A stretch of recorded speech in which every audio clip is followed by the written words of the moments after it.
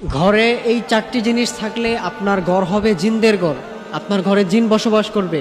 প্রিয় ভাইরা আমার, প্রিয় বোনেরা আমার, আপনার ঘরে যদি এই চারটি জিনিস থাকে তাহলে কিন্তু আপনার ঘরে জিন বসবাস করবে।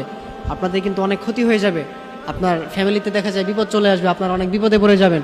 দেখা যায় আপনার সন্তানের ক্ষতি হয়ে যাবে বা আপনাদের কারোর উপর জিনের আক্রমণ হবে, আপনারা অনেক বিপদে পড়ে যাবেন। এই জন্য অবশ্যই আপনার ঘরে যদি এই চারটি জিনিস থাকে তাহলে কিন্তু আপনার ঘরে মারাত্মক বিপদ হয়ে যাবে। আপনার ঘরে জিন জাতি বসবাস করবে, আপনার ঘর হয়ে যাবে জিনদের ঘর।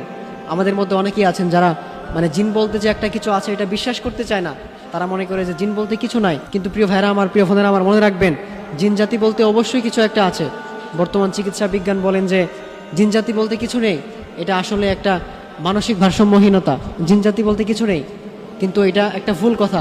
জিন জাতি বলতে অবশ্যই কিছু একটা আছে, কারণ এ ব্যাপারে আল্লাহ তাআলা কোরআনে বলে দিয়েছেন, ওমা খলাকতুল জিন্না ওয়াল ইনসা ইল্লা লিয়াবুদুন, আমি মানুষ এবং জিন